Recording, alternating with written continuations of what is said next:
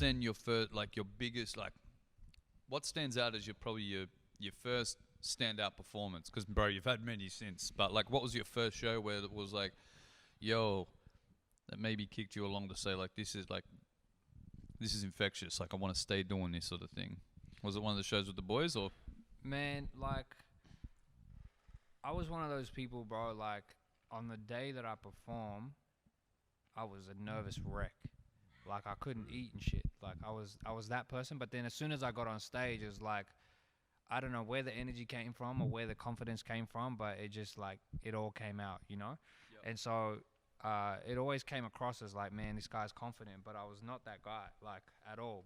Me being on stage was actually really helping me build my confidence in life generally.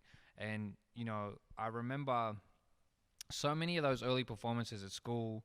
I think the real kind of, there were a couple real like turning point moments, you know, like there was performing at the first festival I ever got to do was one. It was in, I'm pretty sure it was in Brisbane. Man, and the name's just gone off. Like I've totally forgotten it. But like, Who else was on the bill? bro, it was a stacked hip hop bill. So it was like the first time I ever got to see like I think heads from across the country. So it was like horror show, astronomy class, pretty much all the Elephant Tracks was there. Yep. Brad Strutt. I don't know Brad Strutt. Phrase. Wow. I think Bliss and Esso were on that bill. It was like a huge. I think I know the one, and I think it was in Brisbane. I can't remember the name either, but what was crazy about it was a huge thing, and it was all Australian. Yeah. I remember that. Yeah. Hell yeah. Oh yeah, and Pez and 360 were on there, so it was like way back, right? Yo. And the crazy thing about that day was there was like a sandstorm, and it was like in this open space, and it was a massive sandstorm, so it was like just dust all over the spot. But that was like we went up there. So this was in the first year or the first or second year of Street University. True. So we took a whole squad of people. There's like 30 of us from Street Uni. We had put together a 30-minute set, where by the end of the set there was like 30 of us on stage. And this was like, so this was myself. There was a crew of MCs I was messing with at the time. And funny enough, we had a crew name called GODZILLAs, taking on, you know, there's a connection right here. There's a connection. Matrix. And so it was us, and then there was a couple of other boys, Clash, Antonio, and Clash used to make the best beats, man. Like, it was killer. And then there was this crew. At the time, they had a bunch of different names, but they settled on the name Dirty Southwest. And to me, these are the guys, like, when I think about those guys, I think about, like, those guys were making music that was too gangster to be accepted by anybody at the time. At the time, yeah. All right? Man, Like, yeah. they predate all this, but they were making some... People didn't want to hear it, man. People didn't want to hear the truth of Australia, let alone Sydney. Yeah. And so, yeah, and then I feel like there was way more, because by the end of it, there was a whole stack of us on stage. So we had like a half-hour set. We were opening that stage. And that was a crazy experience because, yeah, I got to see so much of the scene on one stage. It was my first proper festival experience, especially behind backstage. And, like, literally, I just spent the whole day, like, buzzing, man, like, backstage freestyling, you know, and then watching people coming off stage and just being, like, in awe, seeing people perform with bands, with like all different types of setups. I was just like, man, this is crazy. Like, it's so dope, and you can sort of, I suppose I hear all that. Sounds of Spring. Sounds of Spring. I'm pretty sure that's the one. I think that is it, because I actually think there might have even been a spring in the logo. Yeah, like from memory. Yeah. I think that was the one. Which my memory isn't that bad when it comes to that sort of shit. Yeah, maybe I don't know. But that's actually crazy to hear as well, because, you know, I mean, you see how you perform now, and then probably see how much you took from that, you know, that day. You see what you've injected into your live performance, which is crazy. Well, that was the first time I met the Elephant Tracks. Oh, really? Peeps, right? That was the first time, and like that coincided like with, so the first national tour I ever did, right, was I got booked as a support to open up for Nas on his first national tour. Yeah, I wanted to talk about right? that. Yep. and it was Nas, Charlie Tuna, DJ Cuba, MC Supernatural, and myself. And like I Supernatural. was like, what the hell? How did I even get booked for this? But I knew that as soon as that got announced, everyone in the game would be like, who the hell is this dude, and why is he opening? Like why is he the Aussie opener? And so they had just announced that tour. So by the time we got to Sounds of Spring, I was conscious that there may be people who want to know why. Yeah. You know what I mean? Like, yeah, so, bro, so I was like, you're gonna do the MC check, like yeah. guys stand at the back with those scrutinous eyes, like, all right, Yeah. see what this motherfucker Exactly. Yeah. And like, fair enough, dude. Like, cause that was the time when there was. What year is this again?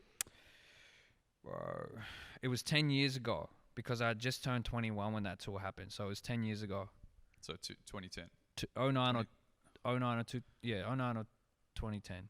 Something like that, yeah. Okay. Yeah. That's crazy though.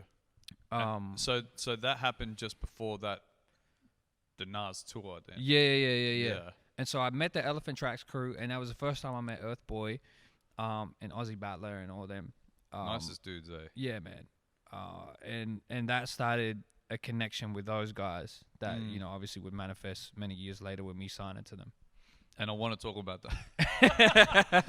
It's like these little like things just get dropped in and be like, yo, that's a topic unto itself, my friend. I want to talk about this as well, bro. Like, I want to talk about, you're massive on culture, and that's, I think that particularly in the climate of Australian, let's not even say hip hop, right? Let's just say Australian music. It's just really, this pun is not intended because I'm about to say fresh. That's fucked up. Sorry, man.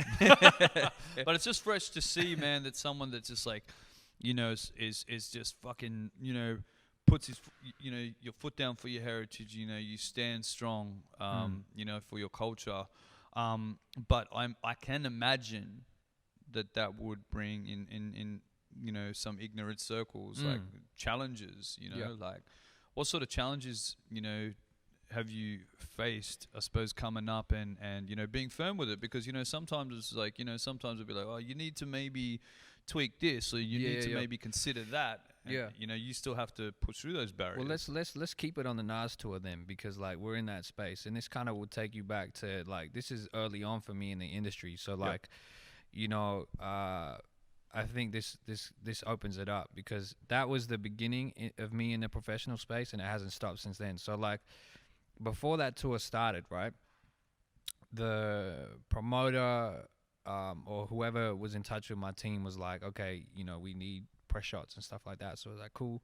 I'd never had a photo shoot before done. So we went and got like a photographer. We did like a studio shoot, and sent over the photos, right? Next thing I know, like I get a call from my team, and they're saying like, hey man, they want you to reshoot the photos without your turban on. And I was like, what do you mean? They're saying like, oh no, we can't use these because like, for whatever reason, they're like, we can't use these, like, and this is what we want. And they wouldn't even disclose it necessarily. No. Be like, nah, we can't use these. Right. But that specifically was like, no. And so, and they're saying like, obviously, if we don't get them, then we can't promote you. We can't have you on the tour. And I was like, straight away on the phone, I was like, well, tell them I'm not on the tour. You know what I mean? It's like, tell them I'm not on the tour. Yep. And that would have been gutted. That would have been like, that would have gutted you as well to have to like. Well, yeah, it's Nas, bro. Yeah, man. Well, like, that's crazy. Well, I thought there's two levels to that. One is like, yeah, it's Nas, and one part of me was like, okay, well, I know what his music represents. I know what he talks about. It's not coming from him. 100%. Right. The second thing was like, okay, in Sikh history, being a part of the Sikh community, my people chose death rather than to compromise on any part of their connection to Sikhi, right? So I'm like, for me to then, if I was to compromise in that situation, I'd be spitting on all of them, So I was like, and they faced like unspeakable you know, pain and torture compared to, like, I couldn't even compare to any of the things that they went through. You know what I mean? So like, Take that it stand was, would have yeah. been So minor, so I minor was in like, comparison. so as soon as it was said, like, you know, this is what's gonna happen if you don't take the pictures, I was like, well, then I'm not on the tour, like without hesitation. Dope. And how was that received, bro? Oh, it was all good. Like they used the photos, so you know, like, you know. But doesn't that piss you But- off that as well? Like, I mean, look, I'm not here to fucking Yeah, like yeah, we yeah. know what the game is, right? And we know all that bullshit, and Right. particularly with the ignorance in the in Right. the industry. But it's frustrating when it's just like, yo, like all I had to do was just stand firm for a split second, and all of a sudden it's okay. Right, but I mean, it does speak to like that. Yeah, going back, like that's my introduction to the industry. On that tour, right? We'll stay on that tour. Every show, as soon as I got on stage, the way we started the set was, I started a cappella, because we wanted to do this thing where it was like, let the lyrics speak for themselves. Fuck yeah. Yep. Right? And so we started a cappella, and so I come out to silence, and I could hear what people are saying in the crowd. And it's ignorant, like, racist shit for the most part, right? But by the end of that verse, the person who was the most racist dude in the back is coming to the front by the end of that verse and is, like, rocking with me the rest of the set, you know? Like, changing minds like bro. that. So, you know, like, I use those experiences because, like, it sets up, like, they're not just one-offs, you know what I mean? Like, I've had to, you know, navigate that to this day, you know what I mean? Like, and still there's nuances in that, like, in those experiences to this day. But it's just a situation of just like, okay, well, I appreciate the fact that, and I'm grateful for the opportunity to be in an industry where there's no one else who looks like me and who can speak to my experience and my story. Yeah. And so I understand and that there's going to be challenges along the way, regardless of what they are. And, you know, I just kind of am grateful to be able to just be who I am, and grateful for the opportunity, and just know that, like, okay, well, I have a long tradition of being a part of a community that, you know, against much worse odds have endured so much worse that this is nothing. Yeah. At the end of it, I'm like, it's something, but like, compare, you know, it's nothing. But it almost gives you the power. Do you know what I mean? It gives you that energy to remain true to who you are and stay true to your, you know, your culture and your, you know, and be able to stand stronger and you know, it's that reinforcement to be like, yo, I'm standing for the right thing. Yeah, most definitely. Oh man, it's so dope to hear, bro. But I wanted to hear it from you, man, because you know, like, and I know, I'm sure so many people have said it, but you know, standing back and, you know, and looking from the outside in and being aware of, you know, what you're facing behind closed doors. Do you know what I mean? Like, and then still standing strong and just being that fucking positive energy, bro. Like, that's massive love, man, and massive respect, bro. Appreciate it, bro. Recently, I think it was the last release. What was the last release before Southwest? Become. So it was Become. You went to India? Yeah. Now in that trip, like, you were killing it on, like, looked like, was it MTV over there? Yeah. Bro, Yeah. how was that? Just to go back and be like, yo, I'm just gonna get on some national TV shit. Well, this is the biggest trip, bro, because when I was a kid in Southwest Sydney getting into hip hop, like, it was never even a thought that rapping in my own language could ever be cool. Oh yeah. Right? Like, yeah, I get you. There's a whole context. I mean, we could go into the whole context of, like, of it from a race perspective, but, like, we won't do that. But to be in Mumbai watching rappers rap in their native tongues, And like be in dope. Hindi and Tamil and like, not just be dope, but, like, people are hungry for it. Like, to the point where, you know, and this is the reality. Like, when I performed there, you know, it was definitely like met with open arms and really appreciated and all that sort of stuff. But the feedback is, where's the songs in language? Like, we don't want to hear the English stuff. Yeah. You know what I mean? That's Like, wild. that's a huge trip. So, like, I did, like, even when I, as part of that, like, MTV India's had me do a couple of Instagram lives and Facebook lives and stuff like that. In the comments, you'll see, like, rap in Hindi, rap in Punjabi. Do something, like, stop speaking English. And it's like, here I was as a kid. My first language was Punjabi.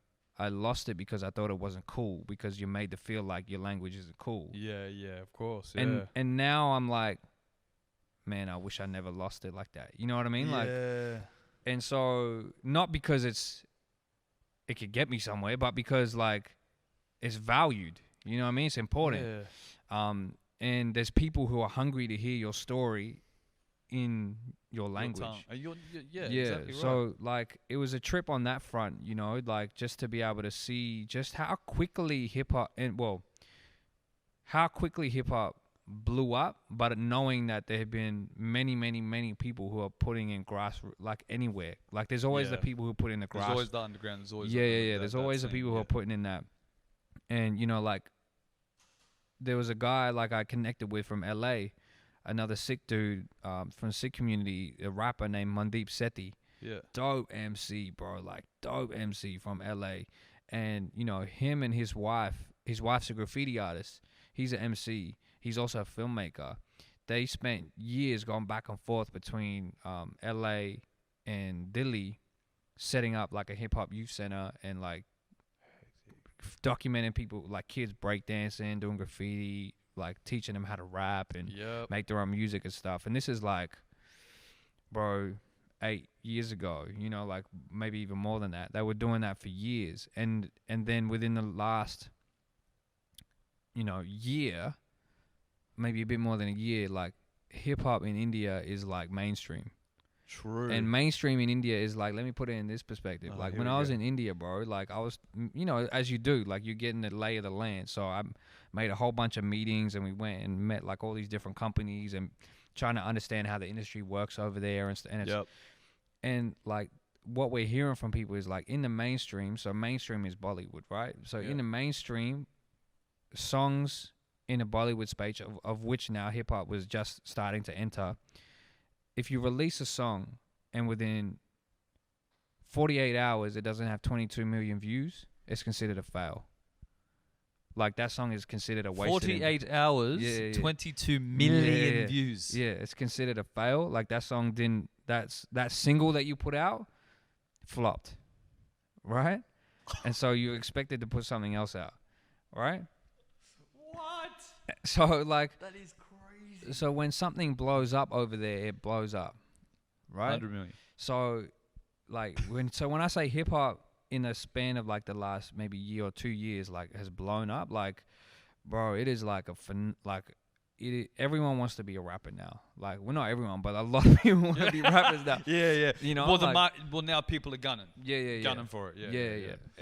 And how dope is that for you to be in that space, though, man? Be with these. Well, I'm not in that space yet. Like, well, I'm about not in to be there, but, like, to be opportunity to perform and be involved, and you know what I mean, share the stage. Yeah, no, it was crazy, man. Like, it was crazy because, like, the backstory to that was I was trying for maybe 3 or 4 years to find a way to make inroads over there. Yep.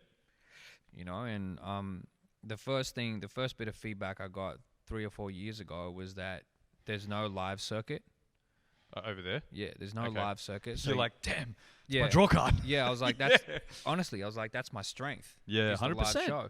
So I was like, okay, we can't go pitch and play at a festival and then perform and make it inroad that way. Yep. So the feedback was, you need to make an impression through released music and then perform, because then you'll get people to come. And so we were like, okay,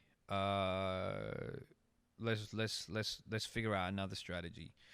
Then we found a particular festival, NH7 Festival, NH7 Weekender, which is a pretty big festival that happens across the second half of the year, and it's a traveling festival. So it happens in, like, Goa and different parts of the country over a weekend or whatever, and then it travels.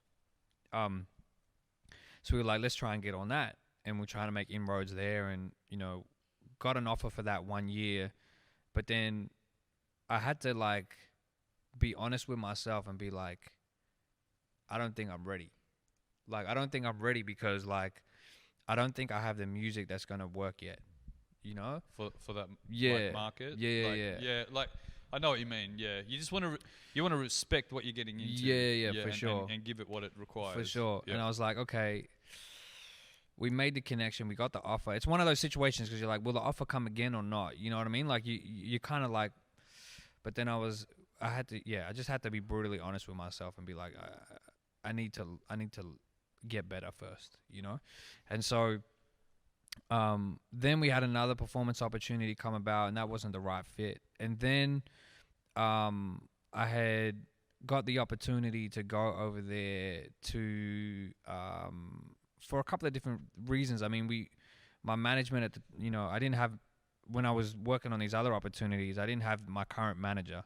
And we got the opportunity to go over there and shoot a couple of music videos, and we were going to take that opportunity to also, and that was off the back of realizing some other connections that we wanted to actualize in real space. Yep. So we were like, okay, let's invest in this trip and meet everybody, meet the industry, all that sort of Shake the stuff. hands. Yeah, actually yeah. Make the connection. While at the same time bump out these music videos, which was, we did a music video for Born to Stand Out over there, and the big impetus to, like, the big draw card for us to get over there was for that music video. We got an actor called Abby Diol in that music video making a cameo, and Abby is like, he's like the rebel of Bollywood over there. So like he's like Bollywood essentially have like blacklisted him. He's like, because he's so outspoken, like he calls people out on like racism, like classism, casteism, like he'll and climate change that would stuff. be crazy in Bollywood because I've watched docos where it's like,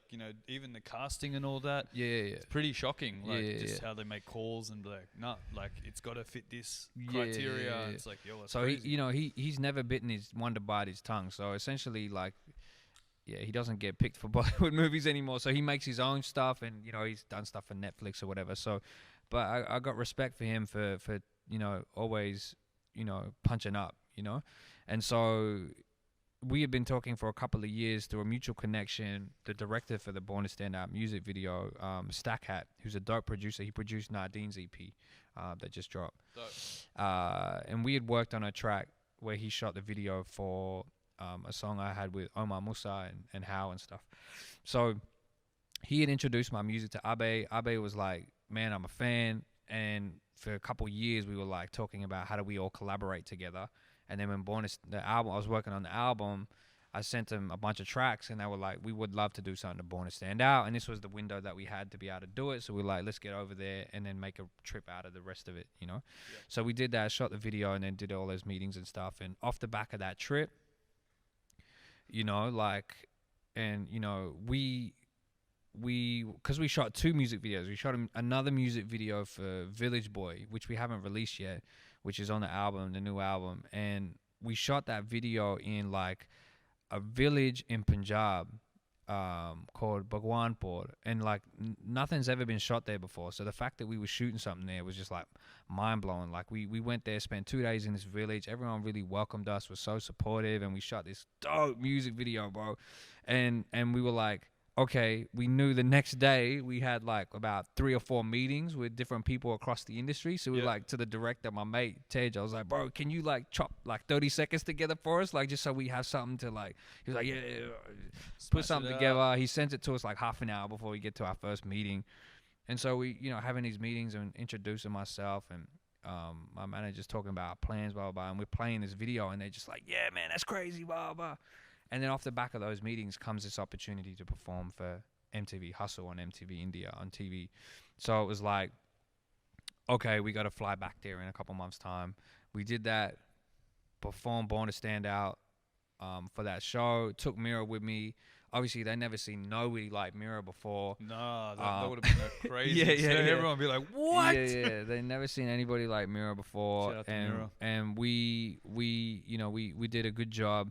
Got off stage. As soon as we got off stage, they're like, we got the grand finale in 2 weeks' time. Can you come back? I was like, yo, I'm flying back the next couple of days, but if you want me back, I'll come back. They're like, yeah, we want you for the grand finale. So I was like, sweet. We came back, performed again. And you know, it's been like, that was crazy. It was a surreal experience because like I'd never been a part of something like that before, especially, you know, in India. And the crazy thing, bro, was like in the span of like a month or two, I would have been on stage twice on a broadcast that went out to 30 plus million people each time, right? And I was just like, I was mind blown because I was like, who does that? Like, and how has that ever been? Has that been done? Like in Australia, I was especially like, that you're from here. yeah, I was like, I was like, man, this is crazy. And so I was so grateful for the opportunity. And then after that, I was like, okay, well, now I need to like, now the hunger's there, the demand's there. We made that first impression that I've been waiting for like 4 years. And that's crazy that you say things happen when they need to happen, because like you had those opportunities to perform. That would have been like too much El Fresh. Like it wasn't ready and you would have had to give him too much. But then to dial it back and be like, cool, like drip feed what you're doing in there. That's crazy. Yeah, totally. And it's a completely different game over there, bro. Completely different. But man, school me the game. I want to just go over there, just be like, take it all in, be like, yo, this is crazy shit. So I'll be a towel boy. That's what I don't need to rap. I'll just rap in the like dressing rooms, you know. So different, but yeah, like it's been dope, man. Like I've literally just got back a master for a remix for Alchemy, and I got 2 of the guys from MTV Hustle on the remix, and hell yeah, you know, I'm rapping in Punjabi in it. Like we're gonna drop that soon, so like yeah, I'm curious to see how that goes for over there, you know. Man, hectic. Fucking, I wanted to know about that because, like, seriously, like, I swear to God, I just felt like, you know, one day you were just cruising around here, neck minute, like, kicking, like, reps in there. I was like, yo, this is But yeah, bro, like, it took years to get to that point for that opportunity to come, you know?